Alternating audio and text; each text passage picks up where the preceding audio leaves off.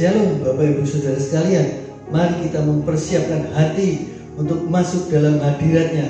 Rasakan jamahannya, miliki hati yang haus dan lapar akan Tuhan, maka setiap kita akan dipuaskan. Biarlah rohmu terus menyala-nyala di dalam Tuhan. Mari kita berdoa. Terima kasih Bapa, kami ucap syukur untuk kasih karunia-Mu yang luar biasa. Pada hari ini kami menyerahkan Bapa ibadah kami hanya ke dalam kuasa tangan-Mu. Biar Engkau sendiri yang memberkati setiap hamba-hamba-Mu yang ikut ambil bagian di dalamnya. Pengurapan yang daripadamu Bapa menguasai setiap kami. Haleluya. Dan kami bersatu hati di dalam nama Yesus. Segala kuasa kegelapan, segala kuasa iblis yang hendak mencuri berkat ibadah ini, kami patahkan, kami hancurkan. Darah Yesus yang berkuasa. Kami menyerahkan waktu kami sepenuhnya, mulai dari awal, pertengahan, sampai pada akhirnya hanya ke dalam kuasa tangan-Mu.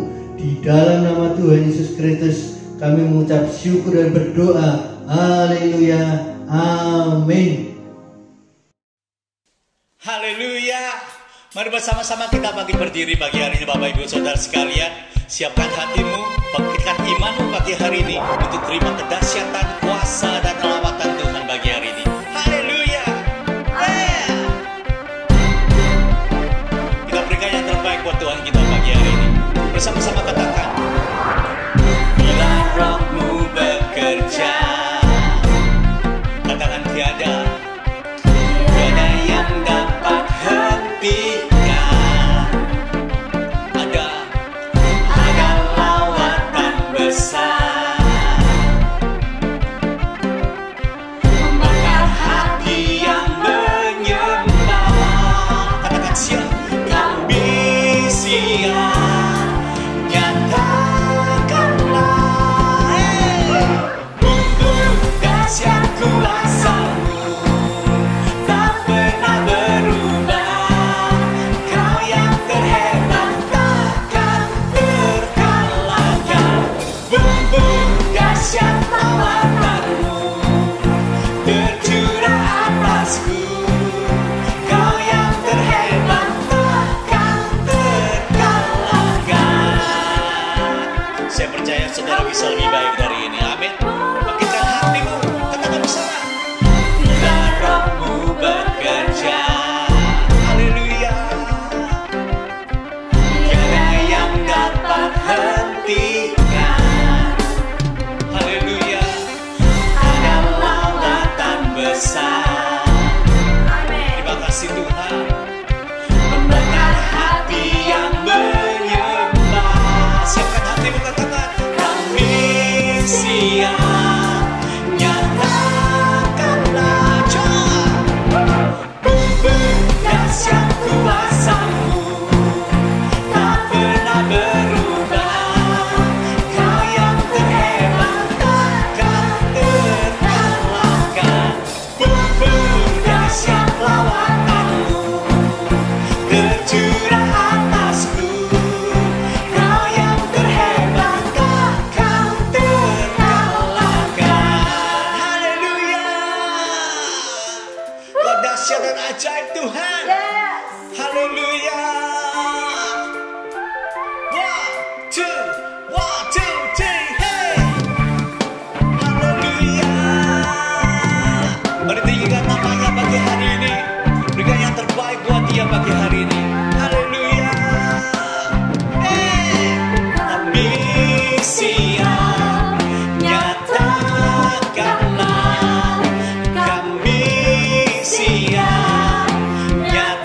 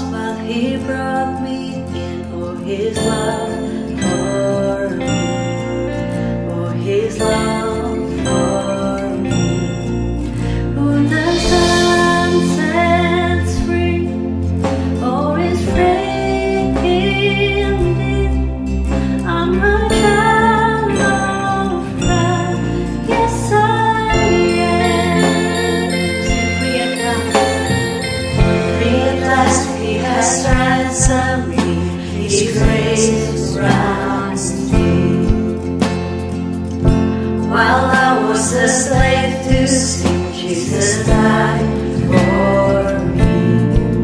Yes, He died for me. Who the Son sets free, oh, is free indeed. I'm a child of God. Yes, I am. In my Father's house, there's a place for me. I'm a child of God. Yes, I am. I am chosen, not forsaken. I am who you say I am. You are for me, not against me. I am who you say I am. I am chosen, not forsaken. I am who you say I am. You are for me, not against me. I am who you say I am. I am who you say I am. Who the Son sets free, oh, is free indeed. I'm a child of God. Yes, I am. In my Father's house, there's a place for me. I'm a child of God. Yes, I am. Who the Son sets free, oh, it's free indeed. I'm a child of God. Yes, I am. In my Father's house, there's a place for me. I'm a child of God.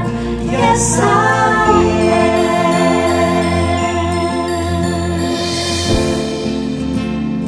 am. Thank you, Jesus. Thank you, Lord Jesus.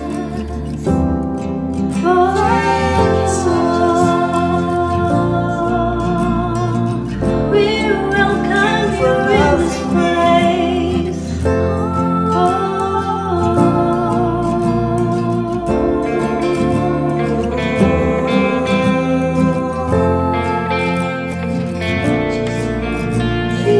Jesus.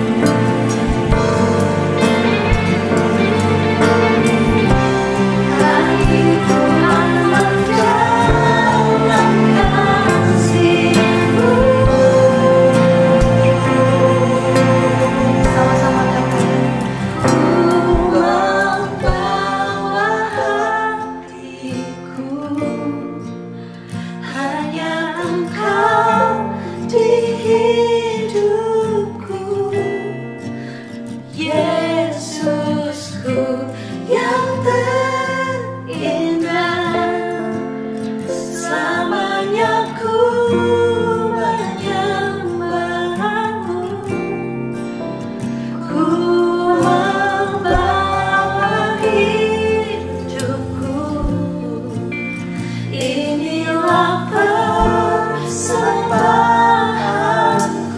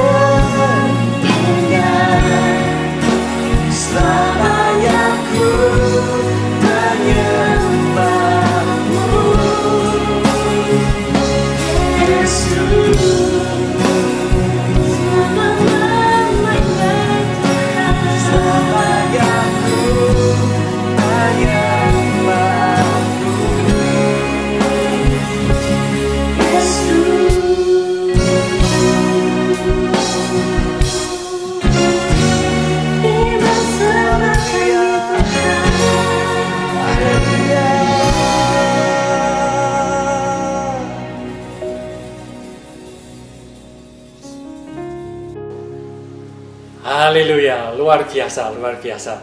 Terima kasih kepada tim PAW dan tim multimedia yang telah melakukan pelayanannya sangat luar biasa dan memberkati kita semua.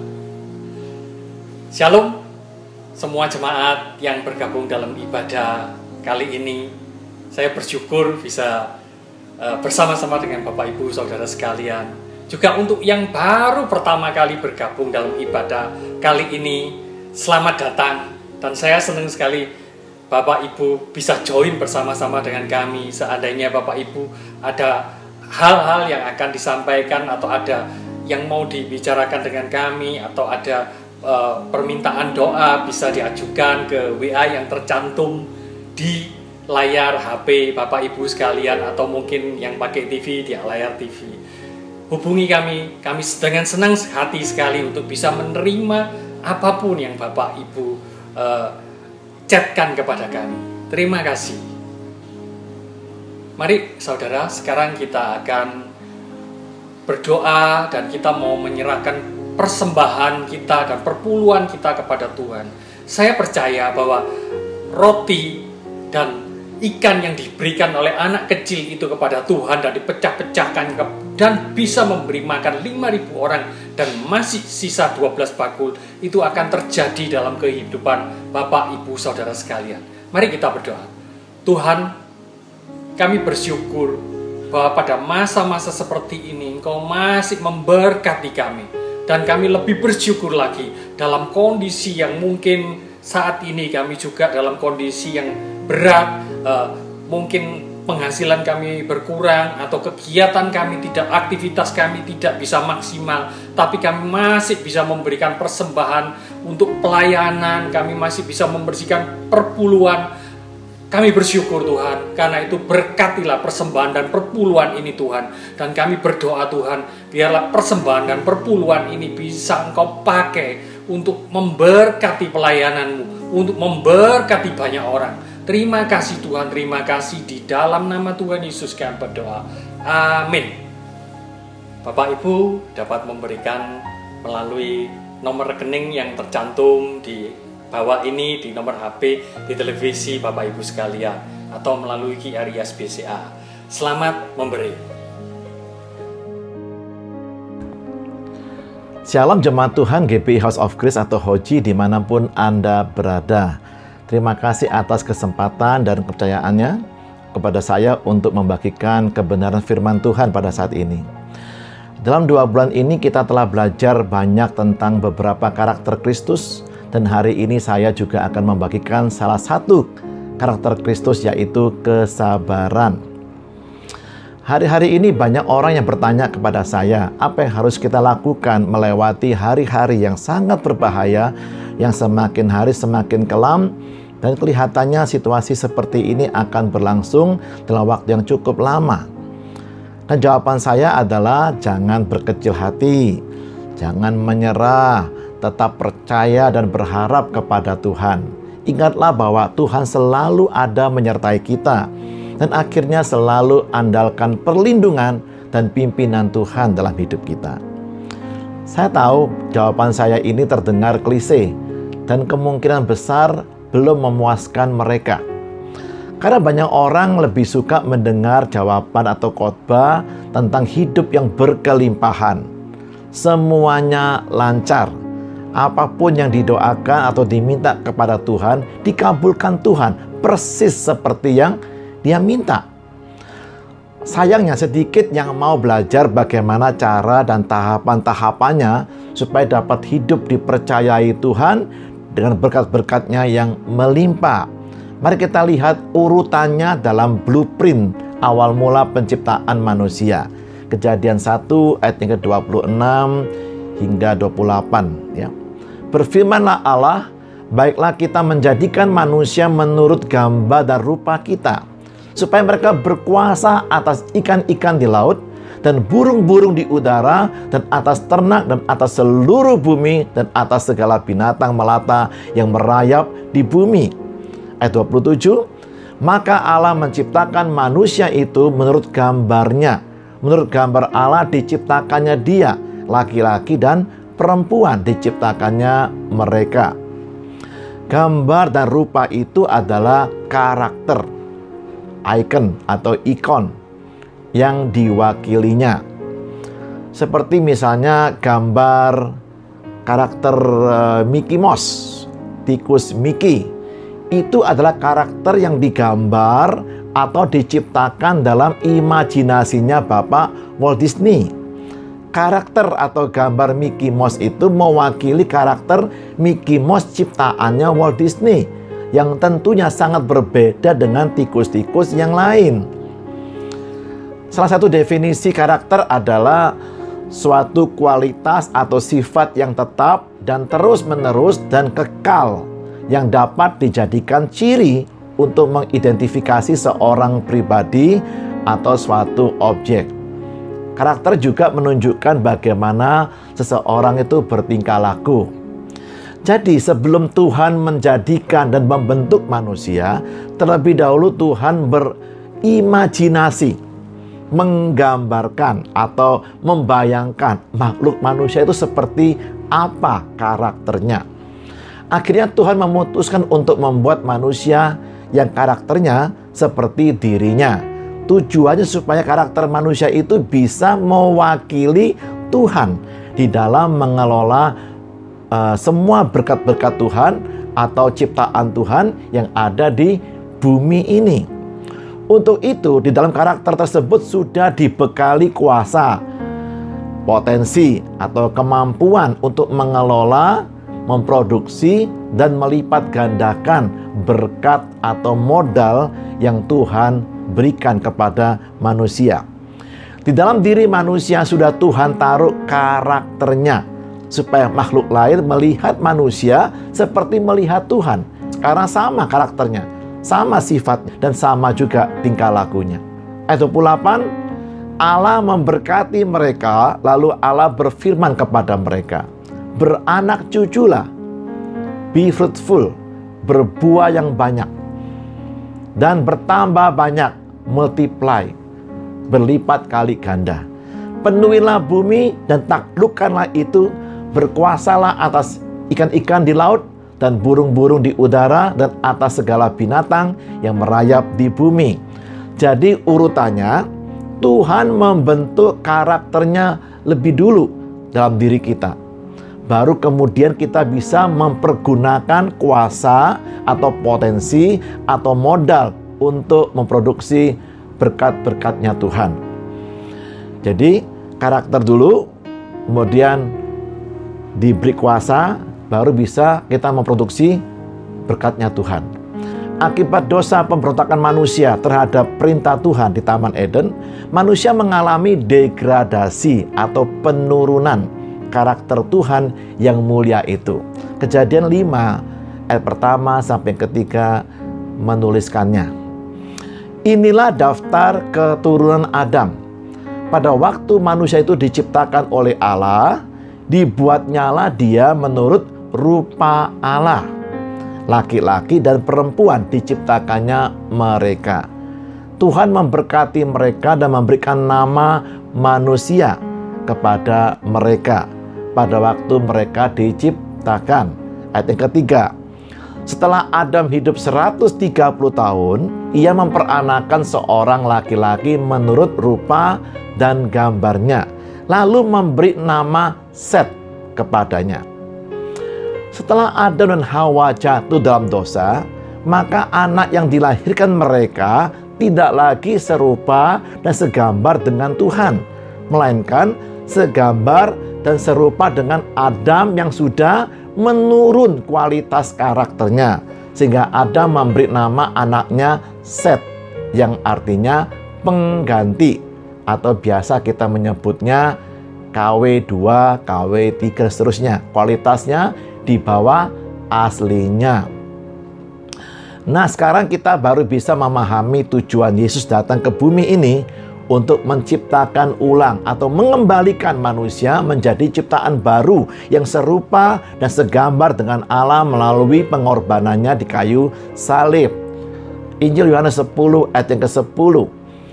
Pencuri datang hanya untuk mencuri dan membunuh dan membinasakan. Aku datang, kata Yesus, supaya mereka mempunyai hidup, zoe, dan mempunyainya dalam segala kelimpahan. Ada 3 kata hidup dalam bahasa Yunani yang juga digunakan dalam penulisan kitab-kitab Perjanjian Baru. Kata pertama adalah bios, hidup secara fisik, tubuh, kelihatan ya. Semua makhluk yang sifatnya sementara hidupnya, dari lahir sampai berakhir kepada kematian. Nah, ilmunya disebut biologi, dari kata bios ya, bio. Yang kedua yaitu psike. Psike itu kehidupan secara jiwani. Ilmunya disebut psikologi ya, psikologi. Yang ketiga adalah pneuma. Pneuma itu artinya nafas ya, atau roh. Kehidupan secara rohani ya, kehidupan secara rohani.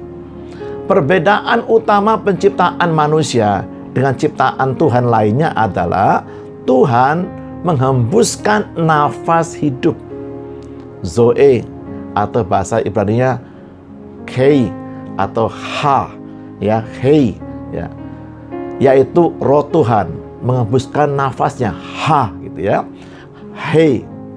Itu ditulis di kitab Kejadian 2 ayat yang ke-7.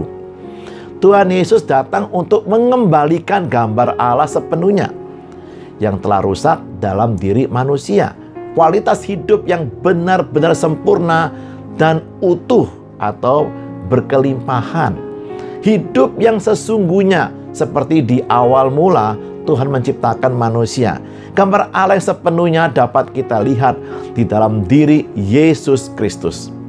Paulus menulis di dalam surat 2 Korintus 4 ayat yang keempat, Kristus adalah gambaran Allah. Luar biasa. Kolose 1 ayat 15, Kristus adalah gambar Allah yang tidak kelihatan. Bahkan di Ibrani 1 ayat yang ketiga ditulis, Kristus adalah cahaya kemuliaan Allah dan gambar wujud Allah itu sendiri. Amin, haleluya.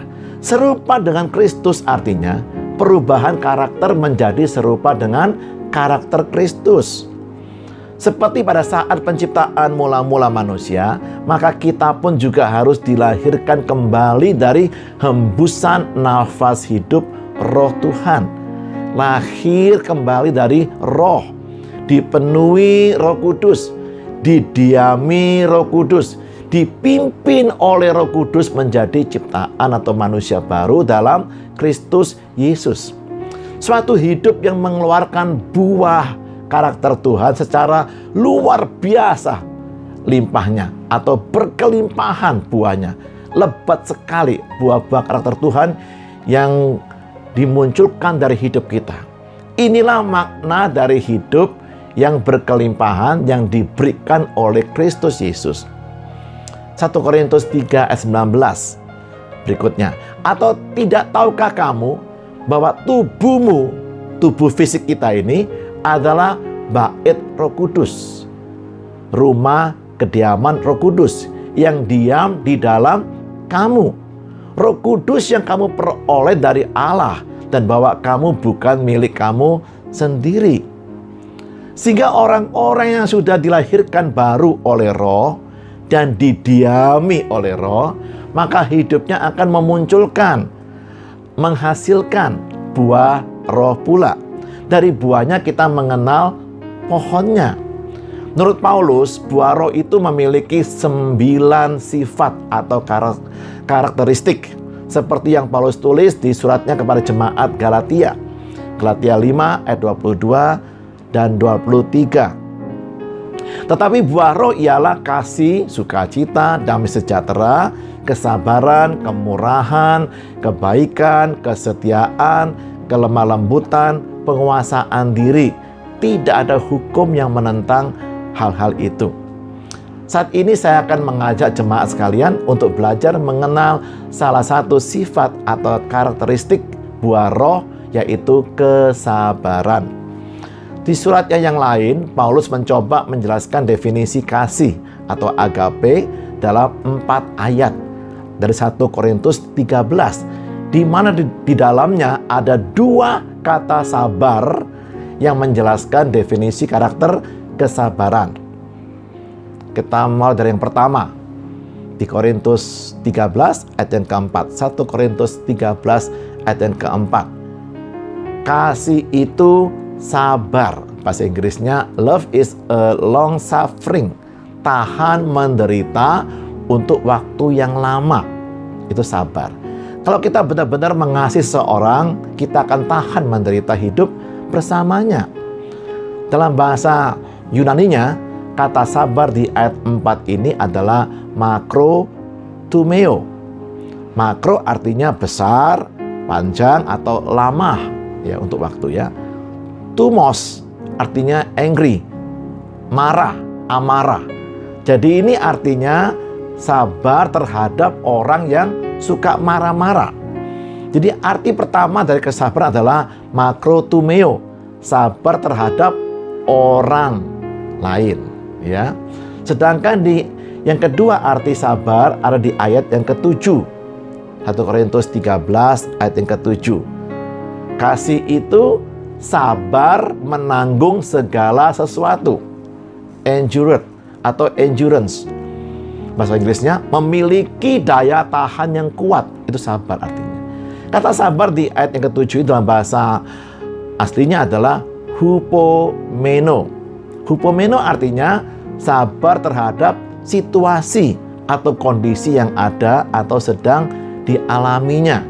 Jadi arti kedua sabar adalah hupomeno, sabar terhadap situasi atau kondisi yang buruk. Tadi pertama sabar terhadap orangnya, orang lain. Yang kedua ini sabar terhadap situasi ya, kondisi yang buruk. Tetap bertahan, punya daya tahan yang kuat.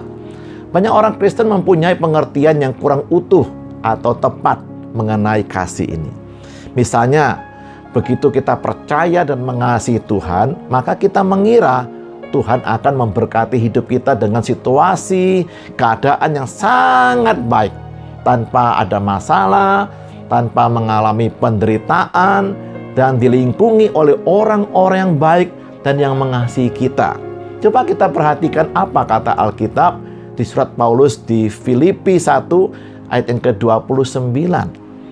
Filipi 1 ayat yang ke-29. Sebab kepada kamu dikaruniakan bukan saja untuk percaya kepada Kristus, melainkan juga untuk menderita untuk Dia. Karunia menderita untuk Kristus. Saya yakin kita semua percaya bahwa Tuhan selalu mengaruniakan sesuatu untuk kebaikan kita. Dan itu dilakukannya karena kasih-Nya kepada kita. Termasuk juga karunia menderita untuk Tuhan ini. Amin. Nah, untuk memberikan gambaran yang lebih jelas maksud karunia menderita untuk Tuhan ini, saya berikan sebuah contoh seperti orang tua yang membawa bayinya untuk divaksin, untuk disuntik vaksin ya, yang biasa kita sebut sebagai imunisasi. Anak kita pasti kesakitan disuntik dengan jarum suntik. Sering juga mengeluarkan darah di bagian badan anak kita yang tertusuk jarum suntik. Bahkan juga ada kemungkinan badan anak kita tiba-tiba meriang dan temperatur badannya sedikit naik setelah disuntik itu. Apakah kita sebagai orang tua telah bertindak kejam?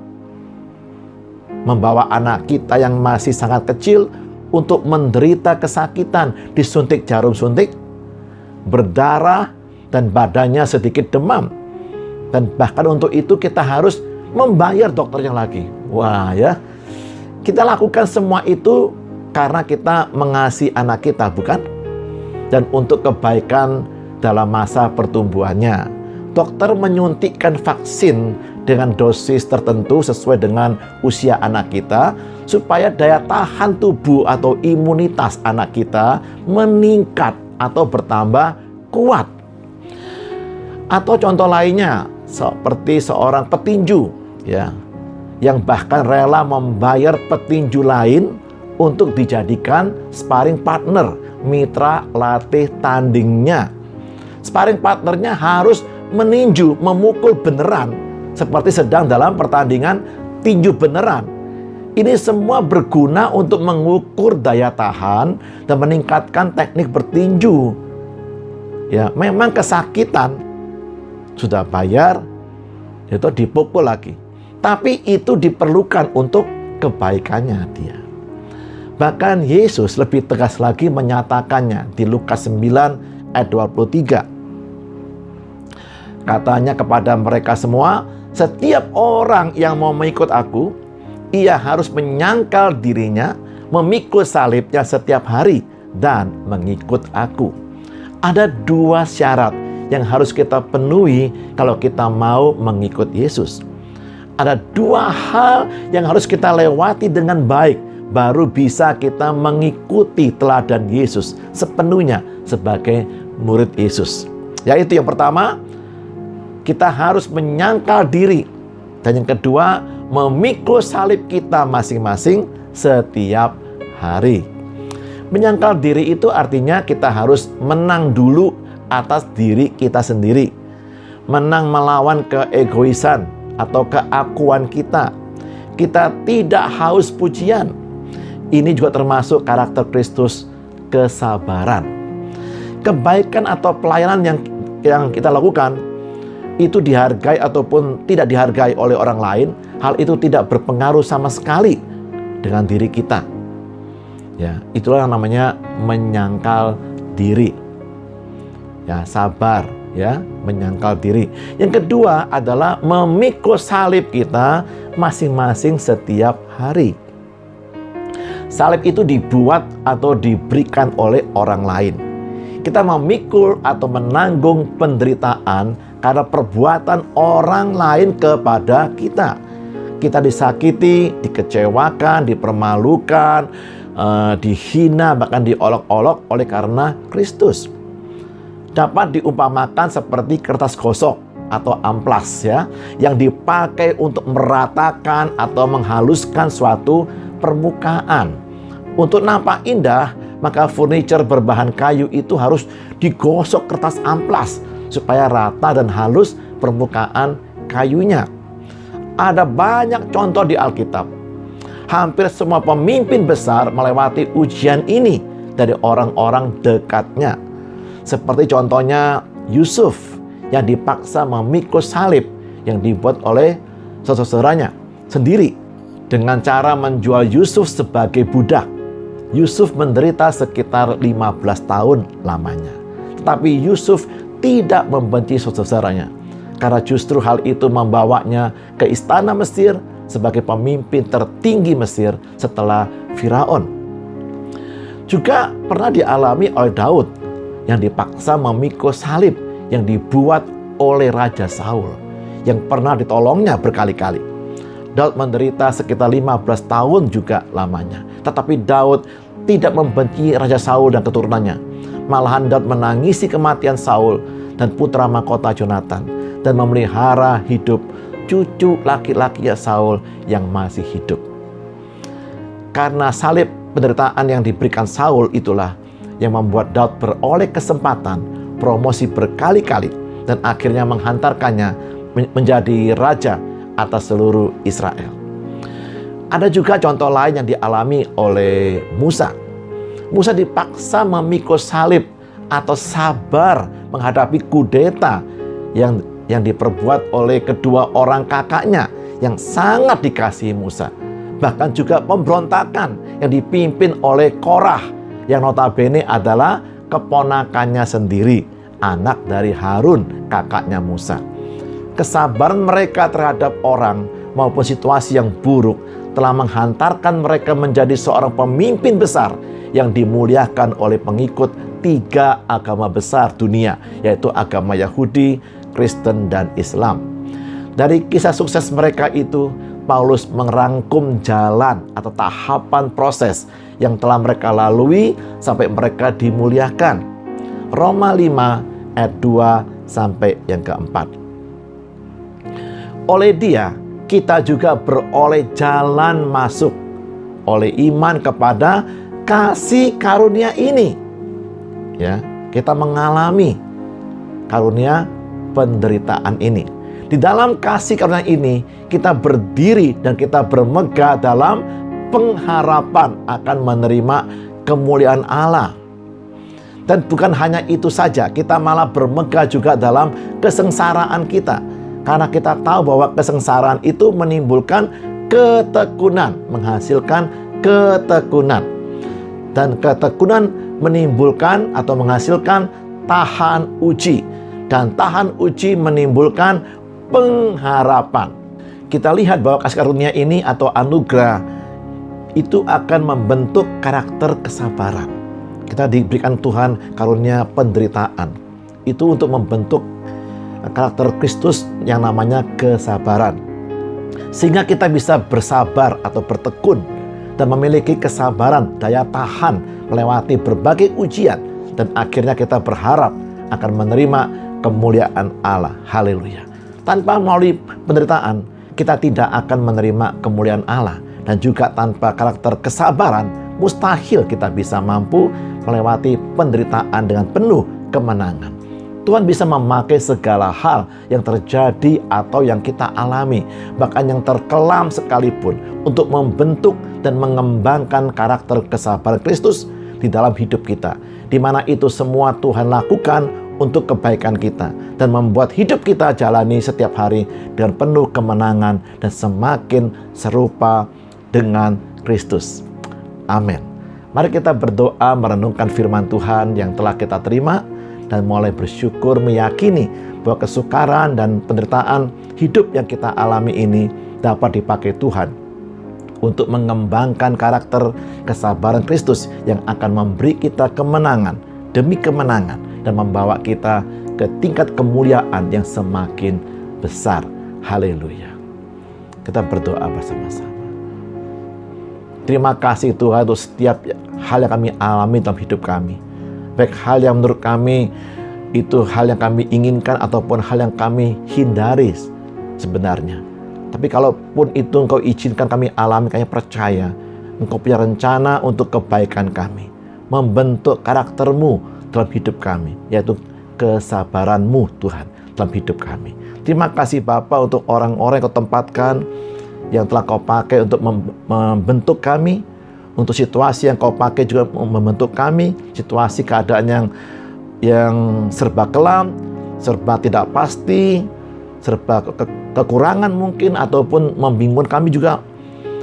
Itu semua Engkau izinkan terjadi Bapa, supaya kami boleh bertumbuh dalam karakter Kristus, yaitu kesabaran.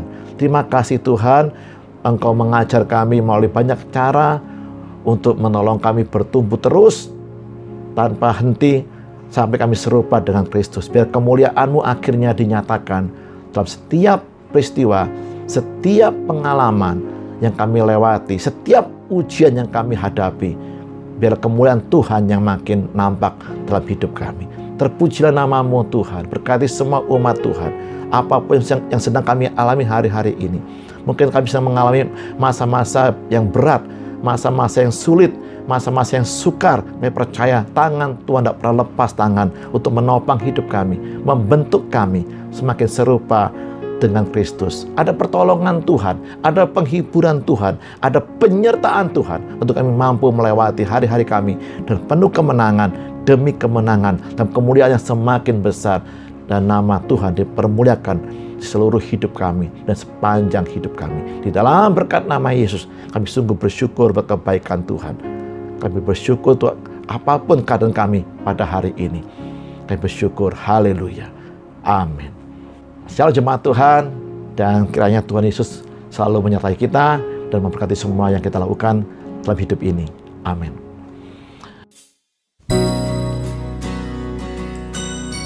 Kau setia, Kau gak pernah tinggalkan setiap kami Tuhan.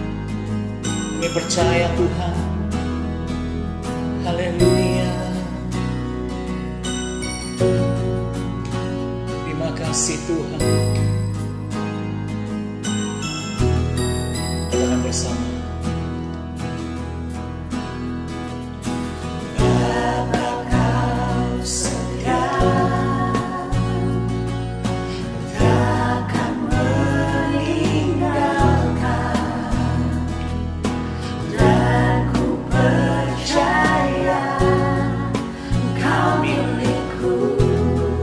Aku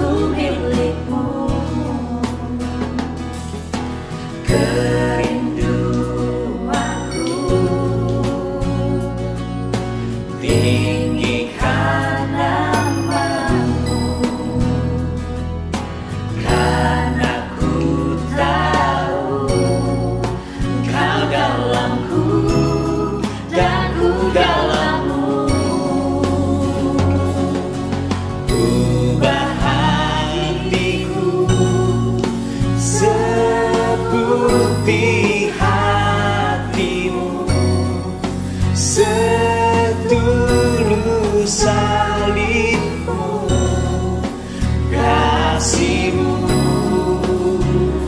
Tuhan. Biar mataku seperti mata-Mu, ajarkan kasih-Mu, ku mau jadi. Katakan bersama-sama, ubah hatiku,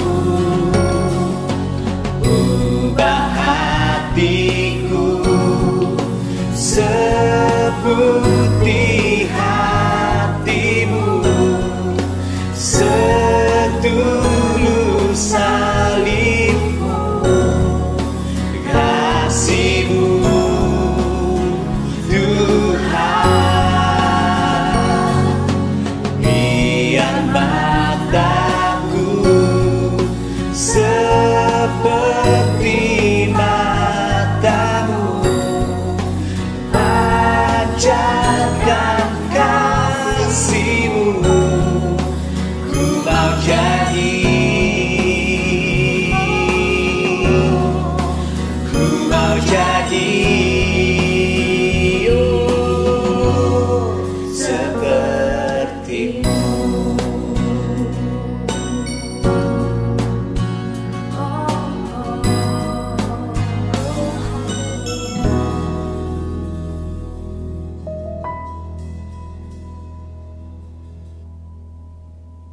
Shalom, Jemaat Hoji dimanapun Anda berada saat ini. Saya yakin Anda diberkati firman Tuhan yang disampaikan oleh hambanya Bapak Pendeta Johan Kristianto Teja. Dan saya mengucapkan terima kasih kepada hambanya yang telah menyampaikan firman Tuhan dengan begitu detailnya. Diberkati di dalam keluarganya, diberkati di dalam pelayanannya, dan menjadi berkat bagi banyak orang. Dan saya juga mengucapkan terima kasih kepada saudara yang telah mengikuti ibadah online hari ini. Saya juga mengucapkan terima kasih kepada saudara yang telah menyampaikan persembahan buat rumah Tuhan. Saya juga berdoa kepada satelit-satelit Hoji dimanapun mereka berada, menjadikan penjangkau-penjangkau jiwa untuk Tuhan. Saudara yang terkasih dalam Tuhan, mari kita mengadahkan tangan kita ke atas untuk menerima berkat dan anugerah dari Tuhan. Tuhan senantiasa mencurahkan berkat-berkat-Nya untuk saudara-saudara semuanya. Diberkati di dalam rumah tanggamu, diberkati di dalam keluargamu, diberkati di dalam kesehatanmu, dan diberkati di dalam pekerjaanmu, dan diberkati di dalam pelayananmu. Kasih karunia dan damai sejahtera dari Allah Bapa kita dan dari Tuhan Yesus Kristus menyertai kita semuanya. Yang percaya dan diberkati Tuhan, katakan sama-sama, amin.